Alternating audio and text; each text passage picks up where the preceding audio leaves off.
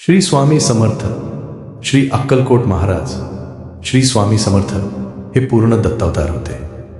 श्री नृसिंह सरस्वतींचा पुढील अवतार म्हणजेच अक्कलकोट स्वामी होत. श्री नृसिंह सरस्वती हे श्रीशैल यात्रेच्या वेळी कर्दळी वनात अदृश्य झाले आणि श्रीशैल पर्वताच्या रम्य परिसरात समाधी अवस्थेत राहिले. ते महान योगी असल्याने 300 वर्ष समाधी अवस्थेत राहिले. या काळात मुंग्यांचे एक प्रचंड वारूळ त्यांच्या भोवती निर्माण झाले. एकदा एक लाकडे तोडायला कर्दळी वनात गेला. त्याच्या कुऱ्हाडीचा घाव चुकून वारुळावर पडला. त्यामुळे श्रीगुरूंची समाधी भंग पावली. कुऱ्हाडीच्या वारामुळे त्यांच्या मांडीला जखम झाली.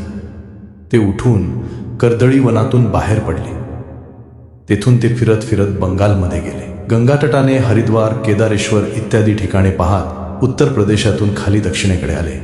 गोदावरीच्या काठावर बरीच वर्षे राहिले. नंतर पंढरपूर, बेगमपूर, मोहोळ व सोलापूर असे फिरत फिरत शेवटी अक्कलकोटला आले. तेथेच ते सुमारे 30 वर्षे राहिले. या काळात त्यांनी अनेक चमत्कार केले, पण ते चमत्कार त्यांनी लोकांना भक्ती मार्गाला लावण्यासाठी केले. केवळ चमत्कारासाठी चमत्कार करणे त्यांना पसंत नव्हते. काही सिद्धी प्राप्त झालेले लोक त्यांच्याकडे येत. अशांना स्वामी सिद्धी सोडण्याचा उपदेश देत. गाय दूध देऊ लागली. मंगळवेढे हे एक छोटे गाव आहे. स्वामी समर्थ काही दिवस इथे राहिले.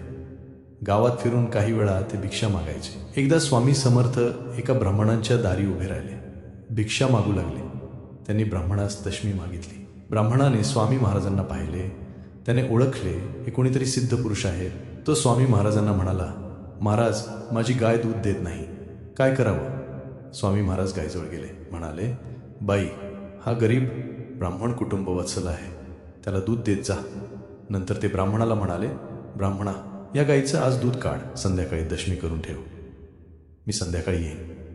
ब्राह्मणाने गाईचे दूध काढले. तर काय आश्चर्य, गाईने भरपूर दूध दिले. ब्राह्मणाने संध्याकाळी दशमी करून ठेवली. संध्याकाळी स्वामी महाराज आले. ब्राह्मणाने मोठ्या आदराने स्वामी महाराजांचे स्वागत केले आणि त्यांना दशमी दिली. स्वामींनी दशमी खाल्ली. ब्राह्मण सुखी झाला. आपण पुढे खूप गोष्टी बघणार आहे. तुम्ही जर स्वामी भक्त असाल आणि तुम्हाला महाराजांच्या कथा आवडत असतील तर लाईक आणि सबस्क्राईब नक्की करा. श्री स्वामी समर्थ. बसप्पाचे दारिद्र्य दूर केले. मंगळवेढे गावातच एक तेली राहत होता. त्याचे नाव बसप्पा तेली. बसप्पाच्या घरची अगदी गरिबी होती. एकदा तो जंगलात गेला. तिथे काट्याच्या अंथरुणावर स्वामींना झोपलेले त्याने पाहिले. त्याला कळले हे कोणीतरी थोर पुरुष आहेत. त्याने स्वामींची सेवा करण्याचे ठरवले. तो जंगलात राहिला, स्वामींची सेवा करू लागला. त्याच्या सेवेने स्वामी प्रसन्न झाले. एके दिवशी स्वामी उठले. काटवण नावाचे गाव आहे, त्या गावाच्या जवळच्या जंगलात गेले. बसप्पाही त्यांच्याबरोबर गेला. स्वामी पुढे, बसप्पा मागे असे ते चालले होते. चालता चालता संध्याकाळ झाली. एकाएकी जंगलात हजारो साप दिसू लागले. बसप्पा घाबरला. तो स्वामींच्या पाया पडू लागला. स्वामी त्याला म्हणाले, आडी घाबरू नकोस, यातले पाहिजे तितके साप घे आणि घरी जा, तुझ्या इच्छा पूर्ण होतील. बसप्पाने भीत एक साप पकडला, पिशवीत घातला. त्याबरोबर जंगलातील सर्व साप नाहीसे झाले. स्वामी बसप्पाला म्हणाले, 19 तुझ्या पिशवीत धन आहे, ते घेऊन घरी जा आणि बायको मुलांसह आनंदात राहा. बसप्पा घरी गेला. भीत पिशवी उघडली. पाहतो तर त्यात सोन्याची एक लगड. बसप्पाला आणि त्याच्या बायकोला फार आनंद झाला. स्वामींच्या कृपेने बसप्पाचे दारिद्र्य कायमचे दूर झाले. पण पुढे खूप गोष्टी बघणार आहे. तुम्ही जर स्वामी भक्त असाल आणि तुम्हाला महाराजांच्या कथा आवडत असतील तर लाईक आणि सबस्क्राईब नक्की करा. श्री स्वामी समर्थ.